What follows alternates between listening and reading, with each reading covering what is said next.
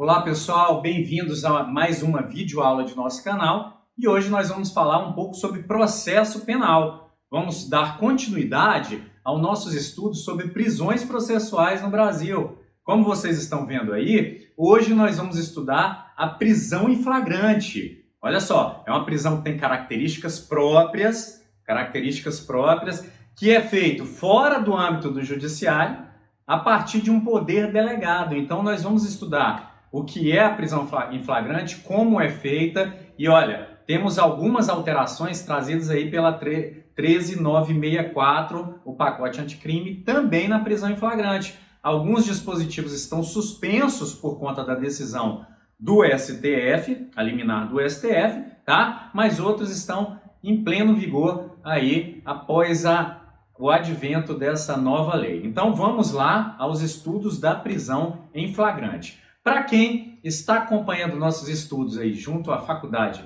Serra do Carmo, acompanhe aí o nosso material de sala, que tem tudo isso que nós estamos falando e um pouco mais, as questões que estão disponíveis para resolução e a nossa live hoje à noite para tirar dúvidas e para fazer essa resolução conjunta das questões que vocês têm aí em seus materiais. Então olha só, vamos com a gente, nos acompanhe aí aos estudos da prisão em flagrante. Primeira coisa que nós vamos falar é sobre a conceituação.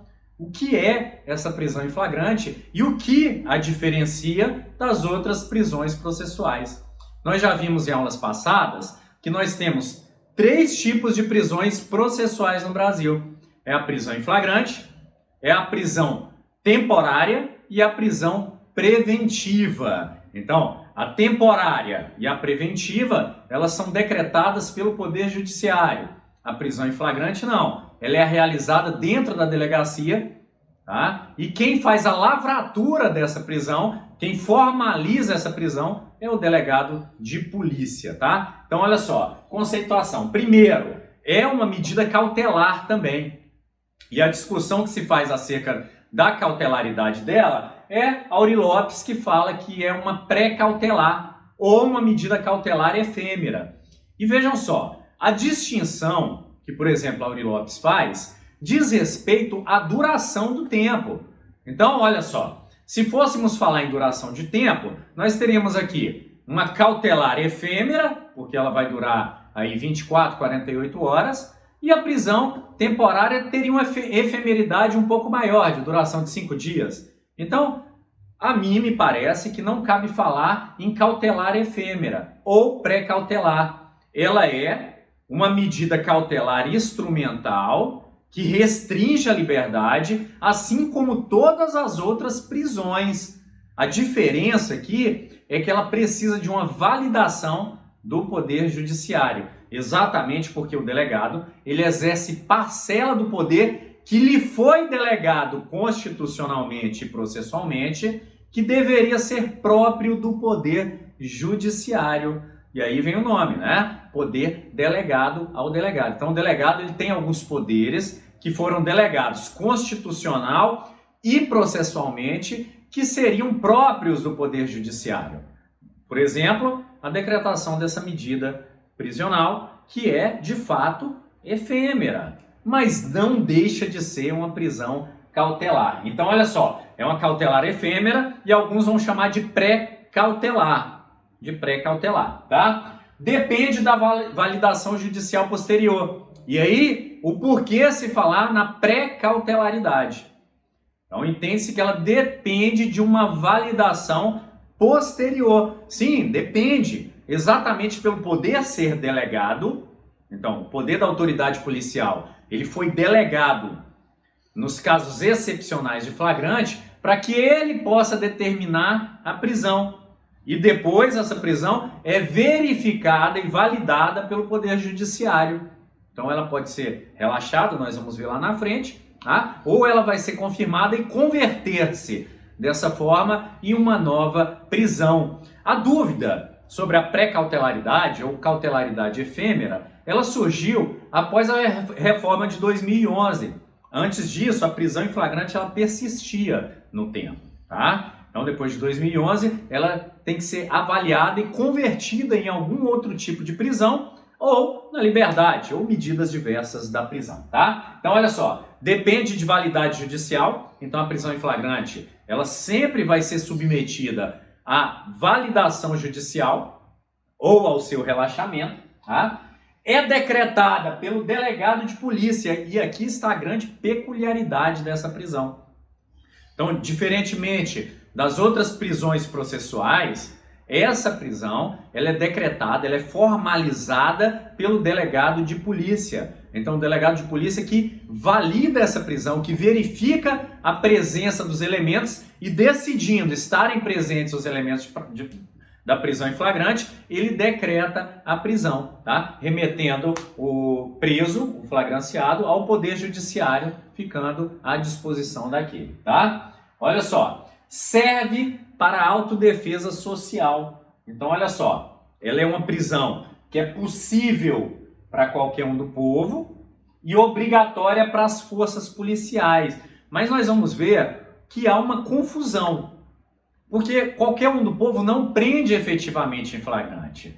Ele apresenta a pessoa que em tese esteja em flagrante para que o delegado de polícia, verificando que de fato a pessoa está, ele sim vai prender em flagrante. Então nós vamos ver isso aqui logo mais nos próximos slides, tá? E olha só, forças policiais também da mesma forma. Então vamos dar uma olhada aqui. Vejam só, nós temos etapas então, etapas da prisão em flagrante. A primeira etapa é a condução de alguém que esteja em flagrante. Então vejam só, é a primeira parte.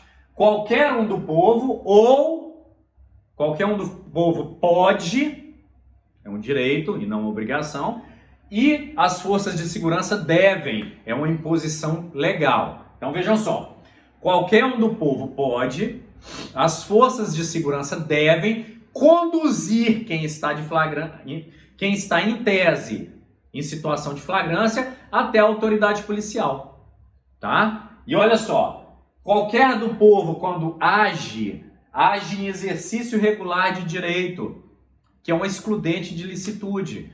Então, o eventual uso da força, desde que proporcional, claramente, a supressão de liberdade, que vai ser feita a quem esteja em tese, em flagrante, elas estão albergadas por um excludente de licitude. Na verdade, tá?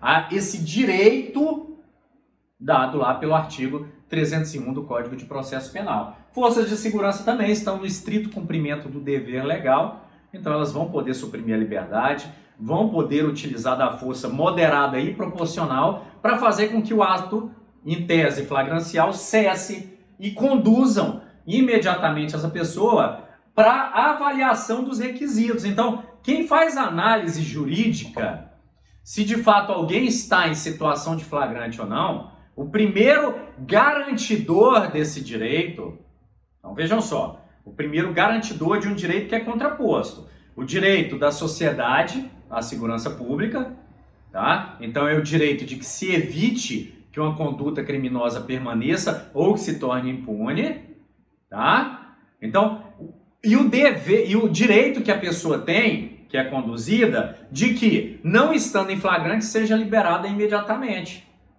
Então, o delegado é o primeiro a garantir esses direitos. Então, conduz-se alguém que, em tese, está em flagrante até o delegado que vai fazer a avaliação. E depois, o delegado submete, entendendo ser caso de flagrante, ele submete esse flagrante à apreciação judicial, que vai validar essa lavratura da prisão em flagrante. Então, vejam só, no sistema brasileiro, a prisão em flagrante ela sofre uma dupla garantia. Então, a primeira garantia é a verificação dos requisitos do flagrante pelo delegado de polícia, na delegacia, então imediatamente, sempre que acontecer o ato, e a segunda avaliação é feita pelo Poder Judiciário, que valida o ato do delegado ou relaxa o flagrante quando há alguma ilegalidade naquela lavratura. Então vejam, qualquer um do povo e as forças de segurança, eles conduzem alguém que em tese esteja em flagrante. A prisão em flagrante é efetuada pelo delegado de polícia, quando presente os requisitos. E a validação dessa prisão é feita pelo Poder Judiciário, que vai convertê-la em outro tipo de prisão, em uma medida diversa da prisão, ou vai reconduzir a pessoa à condição natural de liberdade, que é a condição natural constitucional que todos nós temos no Estado brasileiro, ok? Então, olha só, uso de algemas e força. É possível o uso de algema na prisão em flagrante? A súmula vinculante, aparentemente, ela fala que não, que só é possível em casos excepcionais. Mas vejam, a prisão em flagrante é um caso limite, é um caso extremo. Então, o Código de Processo Penal, seguindo os limites constitucionais, ele permite a prisão imediata de alguém que esteja cometendo um crime como medida de autodefesa social. Porque ele sabe, a Constituição criada e o sistema processual entendeu que em muitos casos não dá para se ter um julgamento. Então você tem que fazer a constrição da liberdade pela aparência do cometimento do crime, para depois fazer-se a validação jurídica, tá? Então é um caso limite em si. É um caso limite em si a prisão em flagrante. Então, olha só, a prisão de alguém que esteja cometendo um crime, que esteja em flagrante delito, ela já presume um risco e um perigo. Olha só, se a pessoa demonstra resistência, mais presumido está. Há o receio de fuga sempre, porque é uma constrição de liberdade, em que vai ainda ser avaliado estar ou não em situação de flagrância, e o perigo à integridade, tá, do conduzido e de terceiros. Então vejam só, se é uma situação em que a guarnição policial conta com a cela isolada em sua viatura, não precisa algemar. Coloca-se na cela, vai garantir a segurança do conduzido em flagrante e dos policiais. Agora, na realidade de muitos estados, como é o caso do Tocantins, em que muitas viaturas não têm a cela separada, a condução em flagrante de alguém deve levar em conta a presunção de perigo para essa pessoa e para os policiais. Então, recomenda-se algemá-lo. Chegando na delegacia, olha só, já passou a situação emergencial, aí sim avalia-se a necessidade de manter-se algemado ou não. O que não pode se exigir é que haja a fundamentação do policial militar, do guarda metropolitano ou de qualquer um do povo que conduza alguém em flagrante, evitando a continuidade do crime ou uma eventual impunidade fundamentada. Imagina o policial, não, peraí, cidadão, não fuja, eu vou fundamentar a sua prisão. Então, é incabível, não é, que a gente exija essa fundamentação. Ex post factum, após feita a condução em flagrante, aí sim, pode-se eventualmente fundamentar. O correto é verificar se houve acesso, tá? O padrão em vários locais do mundo, para a segurança, é que todos sejam, estando conduzidos em flagrante, levados algemados, até que se verifique, tá? Até que se inverta essa presunção de que alguém que esteja cometendo um crime não vai trazer perigo, tá ok? Então, olha só, uso da força é autorizado também, mas é um uso moderado e proporcional à eventual resistência. Então, se a polícia chegou em uma situação de flagrante, deu voz de prisão para levá-lo, para fazer essa condução até a delegacia, a pessoa não expôs resistência, atendeu e acatou as ordens, claro que não precisa do uso da força. Mas quanto maior for a resistência, para que se faça cessar essa resistência, autoriza-se esse uso progressivo e moderado da força, tá? Vamos lá. Espécies de flagrante. Nós temos diversas espécies de flagrante. O flagrante, como diz grande parte da doutrina, etimologicamente ele vem de fogo, flagrare, chama, crepitação. Então a ideia do flagrante é fazer cessar um ato criminoso que está acontecendo ou que acabou de acontecer. Então o lapso temporal que permite essa condução de alguém em flagrante para a avaliação do delegado é um lapso muito próximo ao cerne da conduta criminosa. Né? Então, furtar alguém é subtrair coisa alheia. Né? Então, olha só, o verbo subtrair. Então, próximo dessa subtração, estando acontecendo até um pouco depois de ter acontecido, permite-se essa prisão em flagrante. Então, essas são as modalidades legais que são previstas lá no Código de Processo Penal. E aqui eu somei as modalidades do flagrante permanente e a modalidade do flagrante diferido ou ação controlada, que é prevista tanto na lei das organizações criminosas quanto na lei de drogas, conforme nós vamos ver. E aí, gente, nós vamos estudar algumas espécies de prisão em flagrante que são doutrinárias.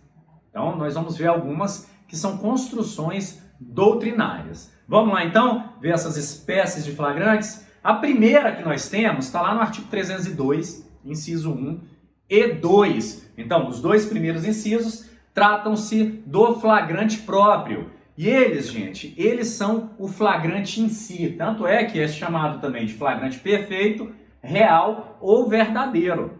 Essa é a verdadeira modalidade de flagrar alguém, no momento crepitante do crime, o momento em que ele está acontecendo de fato. Então, vejam só, o agente criminoso, ele é surpreendido em dois momentos. Ou no cometimento do núcleo do tipo, vejam só, matar alguém. Qual que é o núcleo? Matar. Então, vamos imaginar alguém com a arma, sacando sua arma para atirar num desafeto. Alguém chega e toma a arma, impedindo que o crime se consumasse. Olha só, nós estamos diante de um flagrante próprio, o crime estava acontecendo, a pessoa estava iniciando a execução, estava adentrando no núcleo do tipo matar e foi impedida por uma força externa, seria do inciso 1º. Então, olha só, a prática do crime tentado ou consumado. Então, se a pessoa chegasse e tivesse acabado de dar um tiro e prendesse a pessoa ali, o assassino ali, também se trataria de um flagrante próprio. Então, veja um momento, inicia dentro do intercrimes a prática do núcleo do tipo, tá? A execução do núcleo do tipo, podendo ser ele evitado, vai ser flagrante também, então, de crime tentado, tá?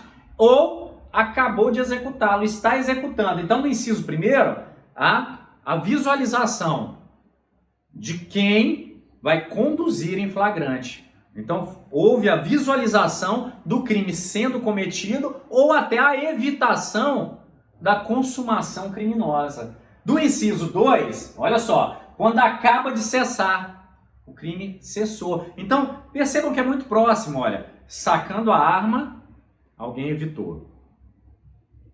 Está em flagrante. Atirando, conseguiu consumar, está em flagrante. Acabou de atirar, está guardando a arma para fugir. E a pessoa viu, está em flagrante também. Então, olha os três momentos. Um pouco antes da consumação, na consumação e um pouco depois da consumação.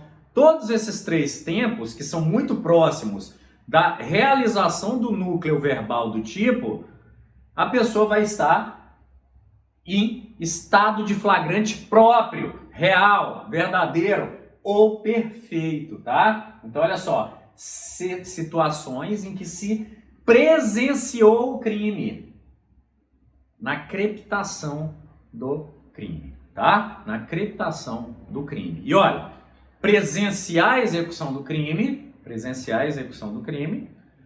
traz somente uma presunção. Então, olha, há indícios veementes que a pessoa cometeu o crime. Muita coisa pode ser provada depois, gente. É bom fazer essa observação de que alguém preso em flagrante não traz a certeza que essa pessoa cometeu o crime, mas traz sim uma grande presunção. Então, olha só, o caso de alguém atirando. É possível atestar com absoluta certeza que essa pessoa cometeu um delito? Então, lembrando que é delito lá, né? Teorias do crime, na teoria tripartite, o crime tem que ser um fato típico, ilícito e culpável. Pode ser que quando você viu a pessoa atirando, ela estava se defendendo de um tiro que ia ser dado nela. não é?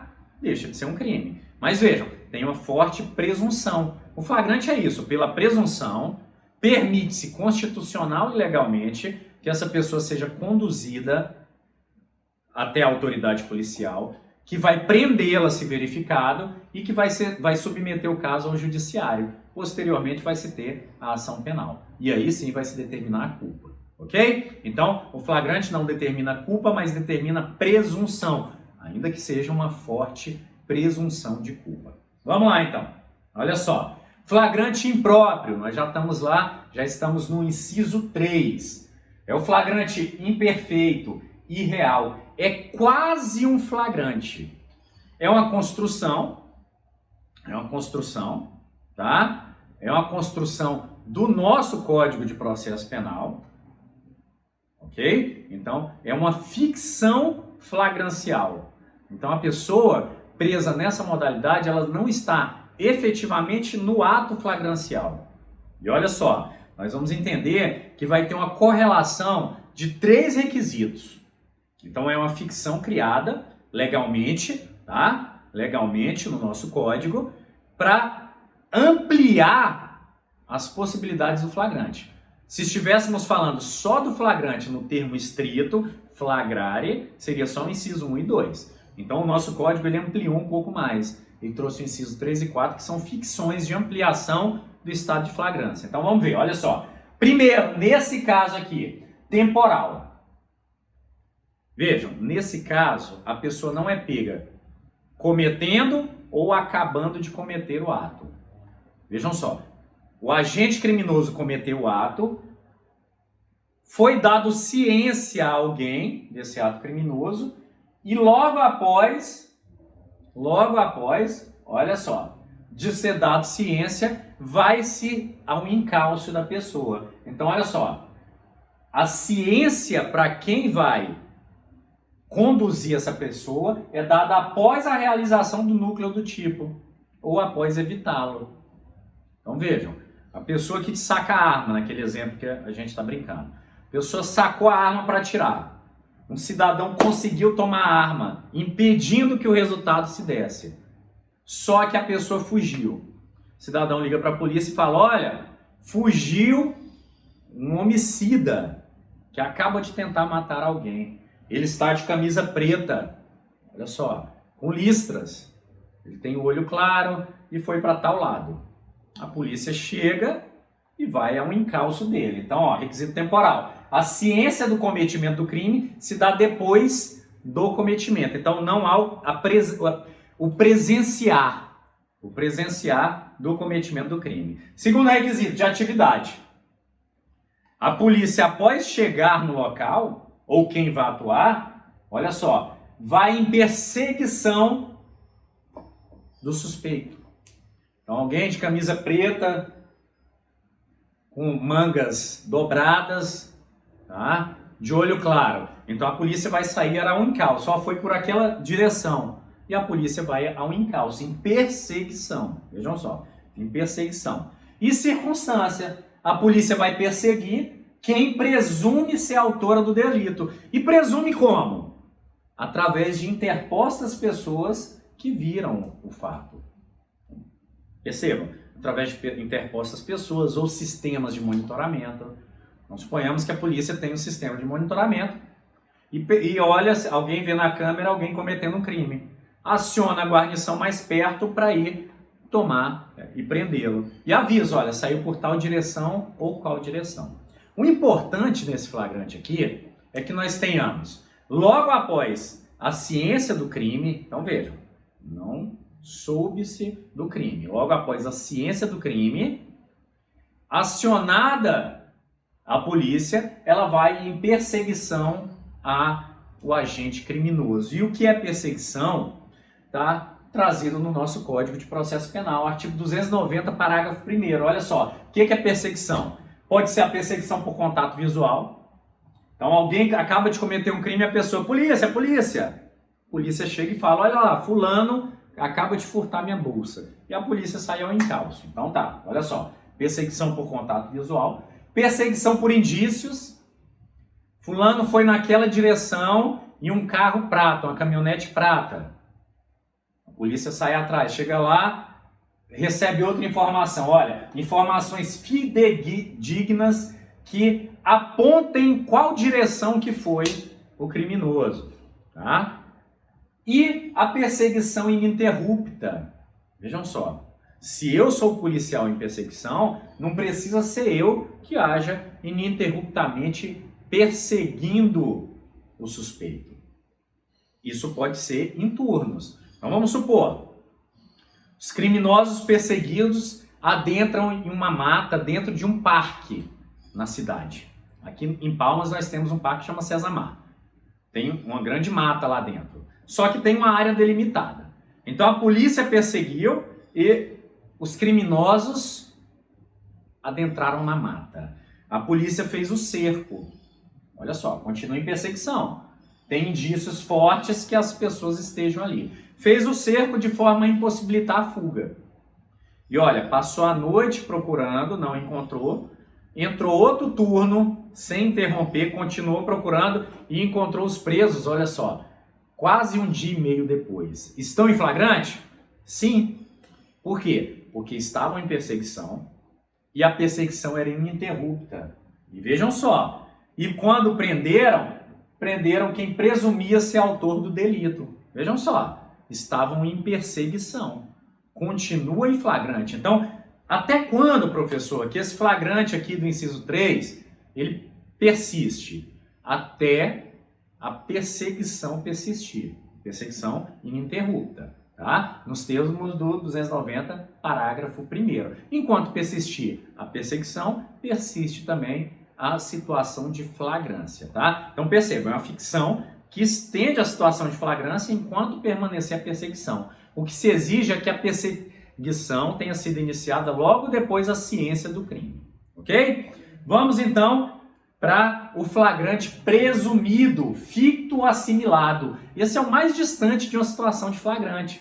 Ele está no 302, inciso 4º, mas não deixa de ser também um flagrante e não deixa de ter a mesma validade para efeito de prisão de alguém que tenha sido preso nesse requisito temporal. Então, olha só, ele também tem 3 elementos, mas eles vão diferenciar em uma pequena questão.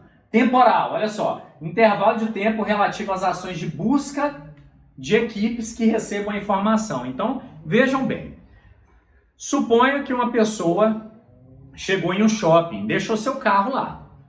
Ao sair, verifica que o seu carro não está no estacionamento, foi furtado. Vejam só, então tem um carro, um Gol vermelho, placa sei lá o quê. Então a pessoa liga para o 190 e fala, olha, meu carro, Gol vermelho, foi furtado entre as 6 e 7 horas da noite, por exemplo. O Copom 190, ou Centro de Operações, depende de cada estado, ele vai comunicar a todas as guarnições policiais que efetuem o quê? Buscas, ações de busca por um veículo. Então vou falar, olha, todas as guarnições que estejam na proximidade de tal local, iniciem ações de busca pelo veículo tal. Gol vermelho, placa tal. As guarnições vão iniciar a busca. E olha só, deparando-se com alguém que esteja de porte desse objeto do crime, desse veículo que foi furtado, essa pessoa vai estar com a presunção contra si de ter sido criminoso. Ah, professor, mas pode ser que o criminoso vendeu para um terceiro. Pode. Pode. Ainda que estiver vendido com a desproporção de valor, vamos estar também diante de outro flagrante, que é uma receptação. Mas olha, presume-se, claro, a presunção reduz, percebem? Do inciso 1 ao inciso 4, a presunção vai reduzindo. A certeza presumida de que aquela pessoa cometeu um crime vai reduzindo. A presunção daqui é baixa, mas permite ainda a prisão em flagrante. Professor, e qual que é o tempo dessas buscas? Olha, não tem uma definição temporal. O que é razoável é um turno policial. Então, olha, turno policial de 12 horas. O centro de operação recebeu a informação do crime e passou para todas as guarnições. E elas efetuaram busca durante aquele período de 12 horas. Não tiveram sucesso, não está mais em flagrante. Ok? Gente, o encontro fortuito do veículo com restrição, ele não é em si ensejador da situação de flagrância, tá? Porque exige-se que se esteja buscando, tá? Buscando algo, tá? Olha só, temos também o flagrante em caso de crimes permanentes, e aqui é mais fácil. O crime permanente é aquele crime que se protrai no tempo, prolongam sua atividade pela vontade do autor.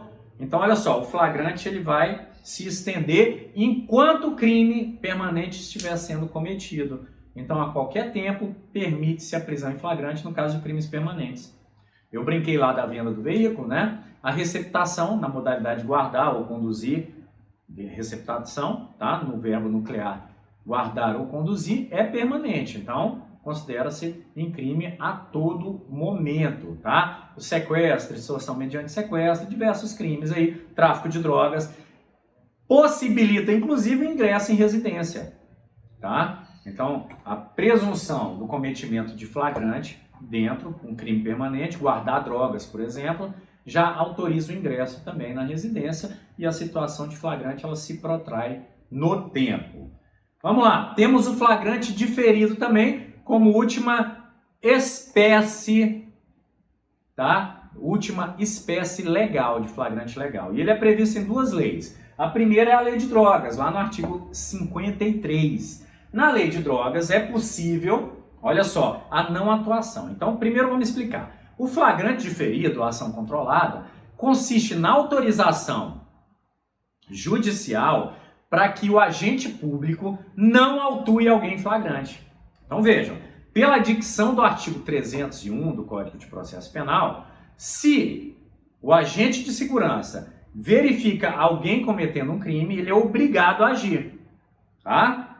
A ação controlada permite que, ainda que o agente presencie um crime, ele não atue. Por que não atuar? Olha só no caso de drogas. Para potencializar a identificação de integrantes da associação para o tráfico e da rede de distribuição. Então vamos supor que eu, como agente público, recebo uma informação que vai chegar um grande carregamento de drogas em Palmas. Eu solicito ao juiz, olha, depende de autorização judicial, a ação controlada e o juiz autoriza. Eu vejo um caminhão carregado de drogas e não autuo o motorista em flagrante. Eu espero que ele entregue as drogas para que eu potencialize a prisão. Então, para que eu identifique quem está traficando.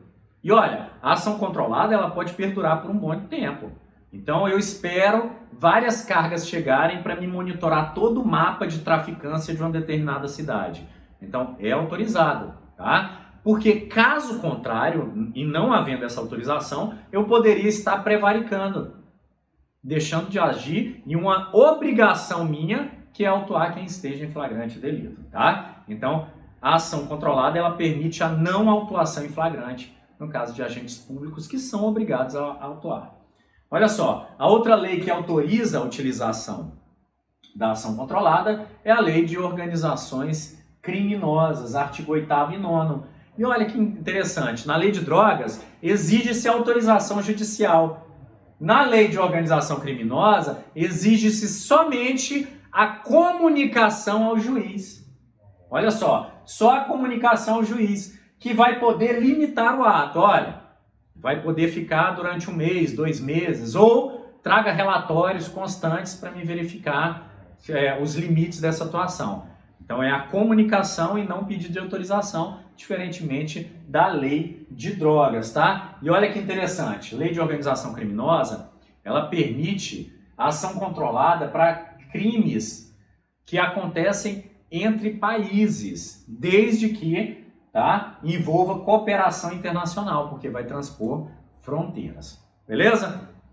Vamos então para os flagrantes doutrinários. Nós temos o flagrante preparado, onde há a indução. Vejam só, o flagrante preparado, o agente público induz o agente criminoso a praticar um crime. Então, vou dar-lhes um exemplo. O agente criminoso sabe que uma determinada pessoa é traficante. E, estando disfarçado, vendo esse traficante, finge ser um usuário e vai lá comprar droga. Então, olha só, o agente público chega lá e fala, ó, fulano, eu preciso de uma droga. O traficante fala, olha, não tenho droga aqui. O agente induz ele a buscar. Não, consegue uma droga para mim que eu estou com uma boa quantidade de dinheiro. O traficante busca uma determinada droga em algum outro lugar. Ao trazer essa droga, ele é preso em flagrante. Vejam, para o STF, isso é considerado crime impossível, tá? Porque há preparação. Isso aqui também é chamado de delito putativo por obra do agente provocador. Porque o delito só foi consumado por obra do agente público que provocou, que induziu, que viciou o ato de vontade do criminoso. Isso aqui é diferente do flagrante esperado, que é a campana, é a oportunidade. Então vejam só, eu, em uma situação parecida, estou dentro da viatura observando um traficante e vejo que ele chega numa praça com uma grande quantidade de drogas. Chega, guarda a droga num cantinho e fica esperando clientes. Saio eu, disfarçado, e falo, fulano, você tem droga? Ele fala, sim, e pega. Pronto, eu não precisava nem pedir para ele ou perguntar se ele tinha droga. Eu, observando a atuação do criminoso, observando de forma passiva, sem interferir, vi que ele tinha droga. Bastava eu chegar e prendê-lo.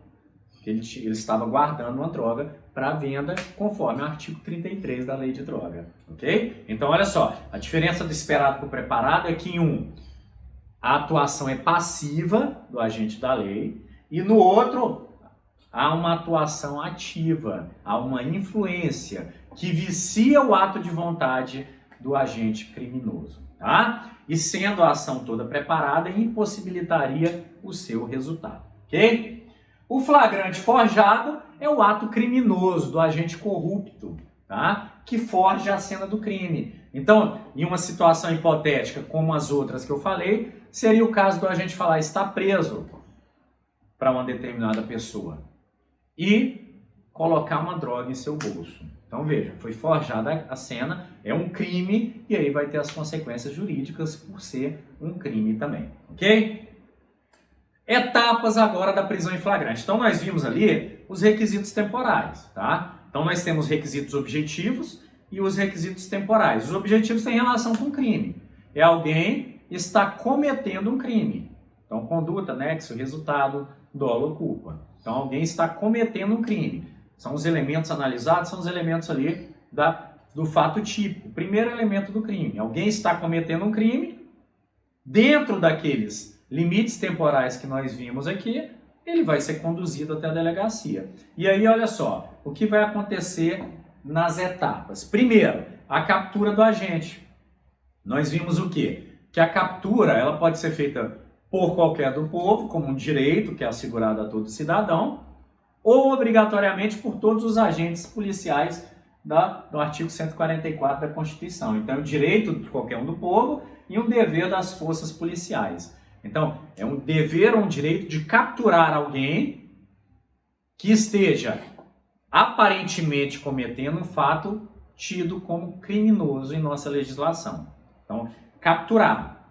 A captura tem que ser imediatamente seguida da condução.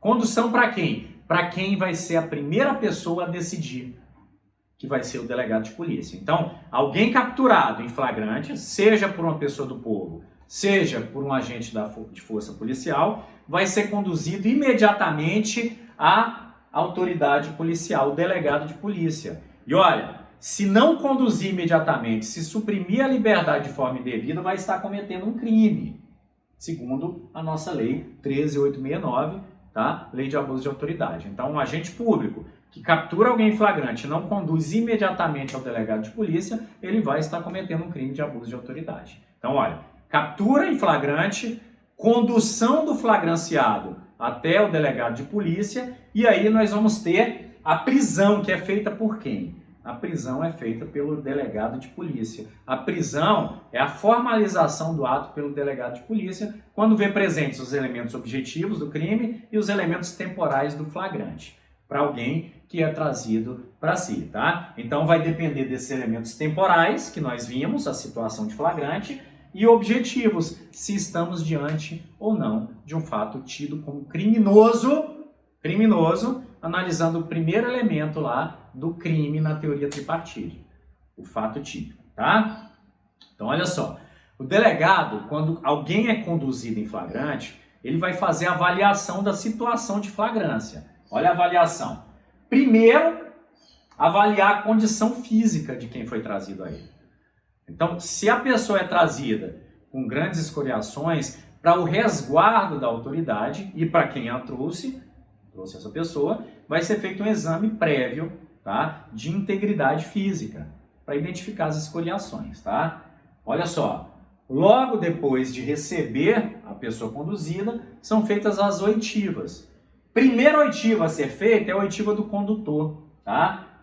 O delegado vai determinar que seus agentes recebam o conduzido, tá? E vai fazer a oitiva de quem o conduziu.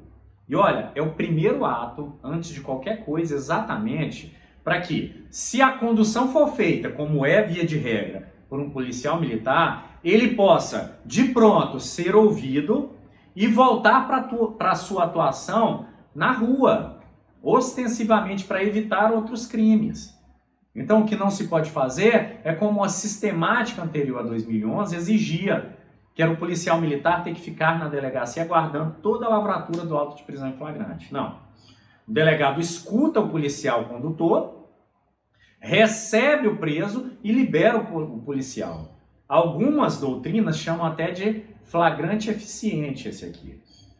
E diz respeito, de fato, à eficiência das forças de segurança. O delegado, sim, vai fazer toda a elaboração teórica e a verificação jurídica, se é caso de flagrante. O policial militar, ele fez o que deveria, que é trazer uma pessoa que, em tese, esteja em flagrante para a avaliação do delegado. Então, o policial militar é liberado para voltar à sua atuação importantíssima, diga-se de passagem, na rua, evitando que outros crimes aconteçam, tá? Então, ouve-se o condutor. Depois vão se ouvir as testemunhas conduzidas. E o código fala testemunhas. Testemunhas. Então, exige-se mais de uma. Quantas? Quantas forem possíveis. Quanto mais testemunha, melhor. Não só para o flagrante, mas porque essas testemunhas vão ser ouvidas no decurso da investigação e, posteriormente, no processo penal.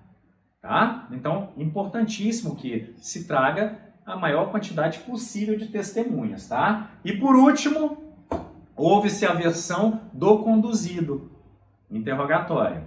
Através disso, o delegado vai fazer a avaliação do caso. É ou não é caso de flagrante. Então, o delegado vai fazer uma análise técnico-jurídica para ver se está diante de um crime e se está diante de um flagrante. Então, é crime ou, sendo crime, é caso de flagrante, é a análise que ele vai fazer. Então, primeiro, analisar as hipóteses temporais. É flagrante próprio, impróprio, imperfeito, é um crime permanente, tinha uma ação controlada, o delegado vai fazer essa avaliação, tá? Vai verificar se é um delito, mas ele não vai analisar ilicitude ou culpabilidade, vai analisar os elementos do fato típico, que são os evidenciados. Os evidenciados. Então, olha só, análise do fato típico. Algumas pessoas defendem que dentro da análise do fato típico, há tipicidade conglobante, que é a tese de Zaffaroni, que alguns elementos permissivos que estão lá nas excludentes de ilicitude devem ser analisadas junto com o fato típico. Nós não vamos entrar nessa seara agora, tá? Verificação do tipo de procedimento. Então, o delegado tem que analisar se é um crime e qual é o crime para verificar se vai ser caso de lavratura de TCO ou de auto de prisão em flagrante. Então, olha só, caso comum em delegacias. Alguém é conduzido em flagrante por estar dirigindo uma moto que é produto de furto. Olha só, nós podemos estar diante de uma receptação, na sua modalidade simples, tá? Aí vai ser caso de auto de prisão em flagrante. e vai ser caso de arbitramento de fiança.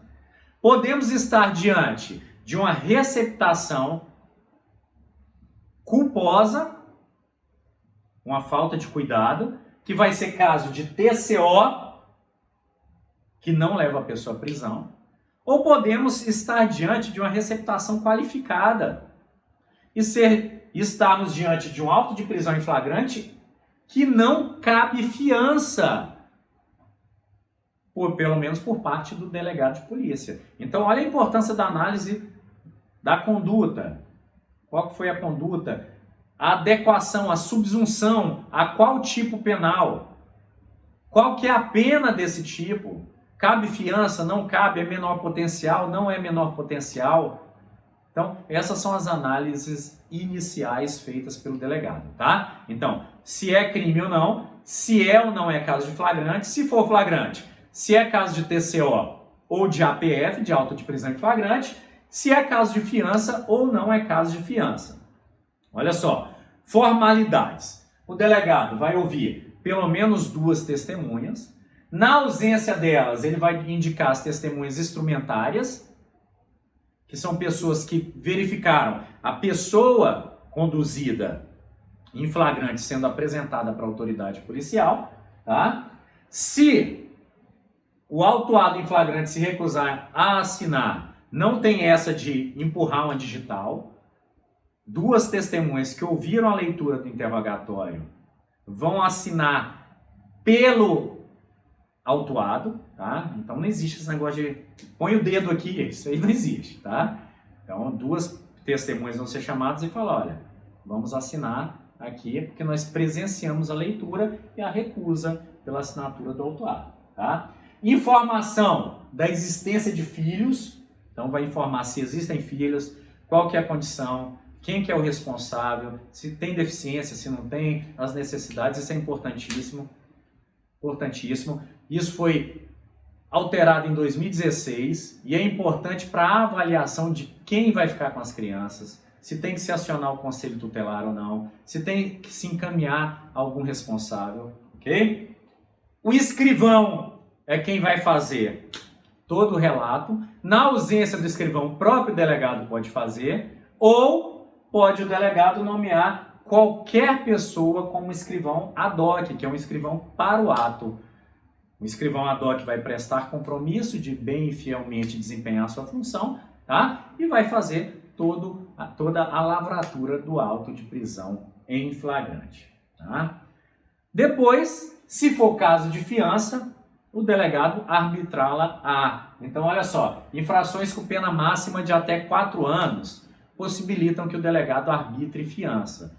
E quando eu falo possibilidade, é um direito subjetivo do autuado. Vejam só, direito subjetivo. Ninguém vai ser preso quando houver possibilidade de liberdade, confiança ou não. Então, o delegado não pode suprimir esse direito por juízos pessoais de valores. Sendo crime afiançável, deve-se arbitrar a fiança. Então, olha só, as vedações são crimes hediondos, tráfico, tortura, terrorismo, racismo, ação de grupos armados contra a ordem constitucional e o Estado democrático, que é a Lei de Segurança Nacional, tá? Valor da fiança. O delegado pode arbitrar a fiança entre 1/3 do salário mínimo e 200 mil vezes o salário mínimo. Então, olha só, vamos colocar aqui,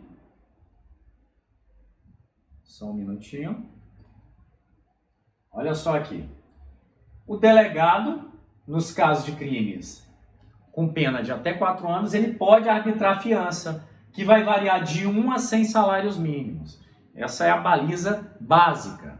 Mas o delegado ele pode reduzir a fiança em até 2/3 e ampliar em até 1000 vezes, olha só, até 1000 vezes o valor dessa fiança. Então, vejam, ele vai verificar o quê? A natureza da infração, as condições de fortuna pessoal, porque para uma pessoa, um salário mínimo pode ser o suficiente como medida cautelar, diversa da prisão. Para outros, pode ser que um salário mínimo não seja suficiente. Por exemplo, filho do Eike Batista, quando se envolveu naquela conduta com um ciclista em São Paulo. Um salário mínimo para ele é troco de pão, não é? Então, condições de fortuna, vida pregressa, periculosidade e eventuais custas processuais, inclusive a reparação de danos ex delictum que venha a acontecer depois. Então, o delegado vai decidir de forma fundamentada, como toda decisão deve ser, agregando todos esses valores, podendo, por condição de fortuna, reduzir em 1/3 e aumentar em até 200 mil vezes o valor da fiança, 200 mil vezes o salário mínimo. E olha só, e aí vem uma questão polêmica, a possibilidade de o delegado dispensar a fiança ao réu absolutamente pobre. Então vejam só, o que diz? A doutrina majoritariamente aceita que, se a situação econômica do preso, a depender da situação econômica, o delegado invoca o inciso 2º ou 3º, reduz a fiança em 2/3 ou aumente até 1000 vezes. Mas, por incrível que pareça, corrente majoritária não acha que o delegado pode dispensar a fiança na forma do artigo 350. E veja, é uma falta de interpretação sistêmica. Por quê? Se pode se aplicar o inciso 2 e 3, por que não aplicar o inciso 1º? Pois bem, olha só. O que vocês têm que entender é que a primeira corrente majoritária fala que o delegado não pode dispensar a fiança, só o juiz que pode. Uma segunda corrente minoritária fala que é possível na forma prevista no artigo 350. E o que o artigo 350 fala? Que ao dispensar a fiança deve ser verificada a situação econômica, ou seja, ser fundamentado, uma pobreza extrema, tá? E condicionar as obrigações do 327 e 328. Então, informar sobre mudanças, não se ausentar, comparecer a todos os atos, enfim, entre outras, tá? Essa corrente minoritária, ainda que seja minoritária, não é uma interpretação proibida aos delegados de polícia. Olha só por quê. Porque, entendendo não ser possível a dispensa da fiança, nós trataríamos o direito processual e a prisão em flagrante em um privilégio para quem tem condição financeira. Vejam só, porque quem tiver condição financeira teria a possibilidade de pagar por sua liberdade. Seria extremamente injusto tratar alguém que não tem a mínima condição financeira como impossibilitado de ganhar sua liberdade por não ter como pagar uma fiança, ainda que em valor mínimo. Então, vou lhes dar um exemplo. Uma certa feita na delegacia, chegaram 2 pessoas conduzidas. Olha só. 2 pessoas conduzidas pela Polícia Militar Ambiental. Uma era um caçador. Ele tinha condição, estava caçando por esporte e estava com a arma ilegal. Tá? A arma ilegal, de calibre permitido, então cabia fiança. Arbitrou a fiança e foi embora. A segunda situação do mesmo dia foi uma pessoa que morava na região de Mata, isso lá no Bico do Papagaio. Quem não for do Tocantins, dê uma olhada no Bico do Papagaio. Então, divisa Tocantins, Pará, Maranhão, tá? Lá na região de Mata, ele tinha uma arma, para quem não conhece, chama por fora.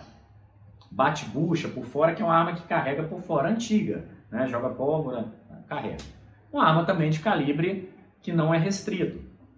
Só que olha só, ouvindo essa pessoa, ele estava caçando para prover a subsistência de seus filhos. 8 ou 9 filhos que ele tinha. Morava em região de mata. Eu perguntei sobre as condições de fortuna. Vejam só, nunca teve conta corrente. Dinheiro não tinha, não participava de nenhum programa social.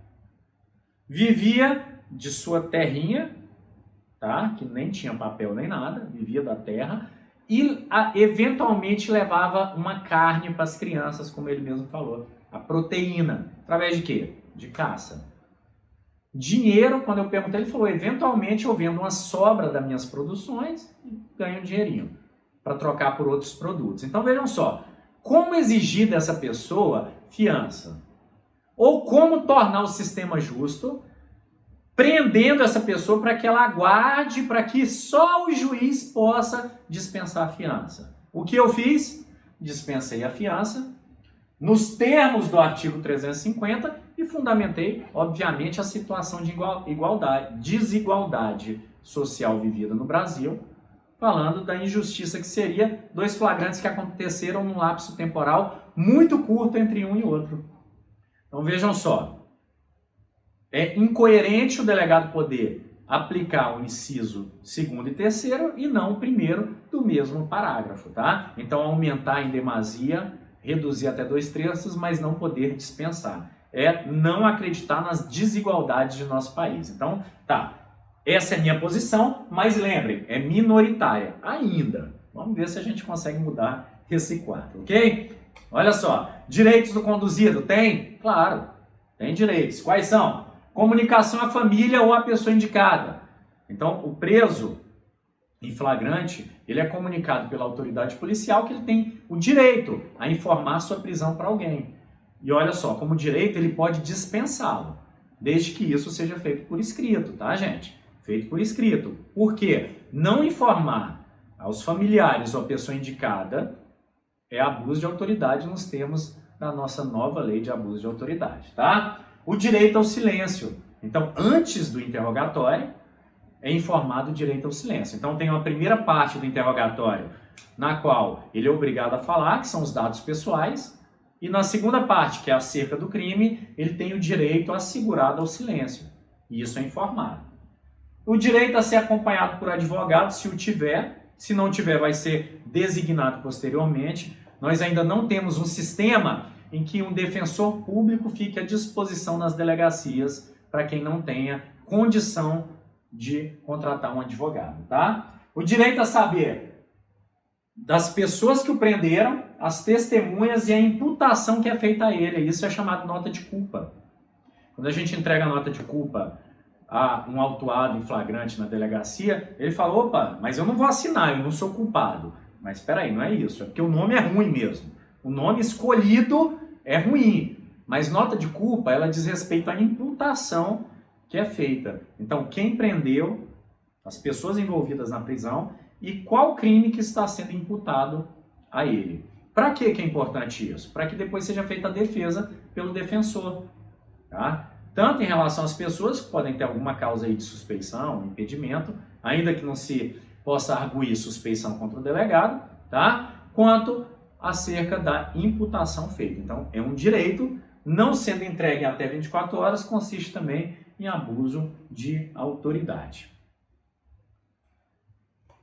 Olha só, eu fiz aqui só um resumo, bem breve, de questões que incidem na lei de abuso de autoridade, tá? Na 13.869 de 2019, nos casos de lavratura, em todo ato de prisão em flagrante. Então, olha só, prender em flagrante em desconformidade com as hipóteses legais. Então, olha o trabalho do delegado.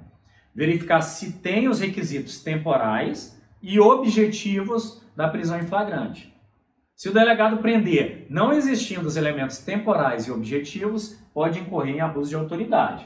Deixar de comunicar no prazo legal a prisão em flagrante. Deixar de comunicar a prisão à família ou pessoa indicada. Deixar de entregar nota de culpa em até 24 horas. Constranger, mediante violência ou grave ameaça, o preso a exibir-se ou ter exibido a sua imagem e ainda partes do seu corpo, tá? Para lascívia pública, ok? Submeter-se à situação vexatória. Então, olha só, coagir o preso a submeter-se à situação vexatória. A produzir prova contra si mesmo, obrigá-lo a falar também.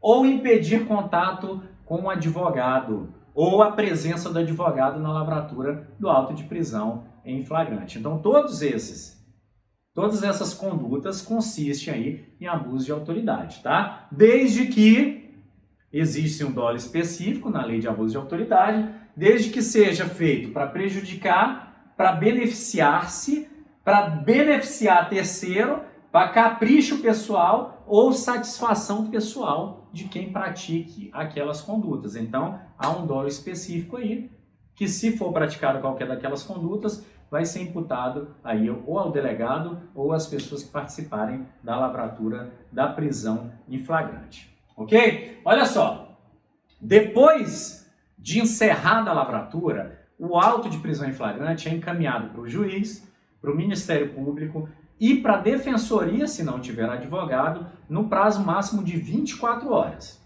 Então esse é o prazo que o delegado encaminha. Nos locais em que não há processo eletrônico, isso é encaminhado fisicamente, através de ofício.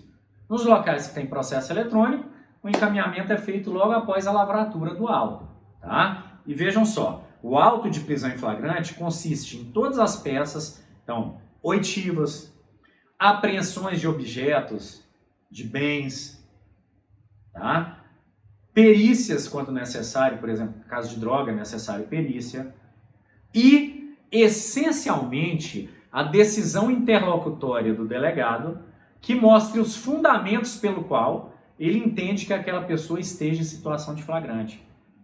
Olha só, essa decisão interlocutória do delegado, que alguns chamavam de despacho, que é um nome péssimo e não condiz ao ato, é essencial para a verificação da validade do ato e da ratio decidendi, do porquê a pessoa foi presa em flagrante. Possibilita uma melhor defesa e uma melhor validação do ato pelo poder judiciário também, tá? Então, a decisão interlocutória na prisão em flagrante que vai trazer todos os fundamentos do porquê o delegado entendeu ser caso de flagrante. Olha só, encaminhado para o juiz, na nova sistemática da lei anticrime, deve ser realizada a audiência de custódia. Antes de 2019, antes de janeiro de 2020, aliás, porque a lei foi de 2019, a 13964, lei anticrime, a audiência de custódia era regulamentada por uma resolução do CNJ, 213. Agora está dentro do Código de Processo Penal, no artigo 310. Tá? Então, a avaliação da prisão em flagrante é sempre feita através de audiência de custódia. Então, olha só, a ser realizada em até 24 horas após a comunicação do flagrante. Na audiência de custódia devem estar presentes a defesa, pode ser o advogado ou o defensor público, o Ministério Público e o acusado. O quem não pode estar presente é quem efetua a prisão em flagrante, para evitar o constrangimento. Tá? Lá vão ser feitas as oitivas e as partes, acusação e defesa, vão fazer os pedidos. Pedir a conversão em prisão, ou em medida diversa da prisão, ou liberdade, aumentar ou reduzir a fiança. Tá? Não se vai tratar sobre o crime em si, mas a hipótese de flagrância. Então, o que se vai tratar é sobre a hipótese de flagrância. Tá? O juiz vai poder relaxar a prisão se legal, converter o flagrante em preventiva ou medida diversa da prisão, tá? Ou conceder liberdade provisória com ou sem fiança. Olha que interessante. Discute-se a partir da Lei 13964 situações de excludente de licitude. Porque se evidenciada a situação de excludente de licitude, o juiz vai colocar em liberdade imediata a pessoa presa em flagrante, tá? Bom observar isso aqui. Alguns casos também, depois da 13964, depois da lei anticrime, trazem a obrigatória conversão da prisão em flagrante em prisão preventiva ou outras cautelares. Olha só, caso de reincidência, caso do autuado integrar organização criminosa armada ou milícia, então facções criminosas ou milícias, tá? Ou portar arma de uso restrito. Não que o crime tenha que ser porte de arma de uso restrito, mas que o crime tenha sido cometido, tá? Utilizando-se de uma arma de fogo de uso restrito. Lembrando que, com as alterações do Estatuto de Desarmamento, calibre restrito ficou muito restrito mesmo, restringiu-se demais as hipóteses. Então, por exemplo, calibres policiais, como o calibre .40 ou a 9mm, não são mais armas de uso restrito como eram anteriormente. Agora, um escopo muito pequeno são de calibre restrito. Ok? Então, essas aqui são as avaliações que vão ser feitas pelo juiz, no caso de prisão em flagrante, ok? Após o delegado ter feito toda essa verificação. Então, estamos diante aqui, gente, de um sistema que, comparado a outros países, é um sistema com uma garantia muito maior para quem é preso em flagrante, porque é um sistema de dupla cautelaridade. Então, quem é conduzido em flagrante, ele tem a primeira garantia de o delegado verificar todos aqueles requisitos para verificar se está em flagrante e depois uma reavaliação do Poder Judiciário em face a uma audiência de custódia, onde nós vamos ter aí o contraditório pleno, vamos ter uma defesa garantida, presença do defensor, e a acusação. E através desse contraditório o juiz vai validar a prisão ou invalidar, relaxando se for ilegal, e convertê-la, se for o caso, em prisão preventiva ou em outras medidas diversas da prisão, ou até concedendo a liberdade provisória, ok? Então esse é o nosso sistema de prisão em flagrante. Espero que a gente tenha conseguido passar todos os elementos fundamentais e básicos. Obviamente, quem quiser adensar, tem muito que se pesquisar aí sobre a prisão em flagrante, tá? E para quem é aluno da FASEC, nós vamos ter nosso encontro logo mais tarde e as questões aí para a gente verificar como esse tema é cobrado nas provas da UAB e provas de concurso. Beleza, pessoal? Então, olha só, fiquem com Deus, até mais, se previnam que nós estamos quase passando desse estágio aí da pandemia. Forte abraço a todos e até a próxima semana.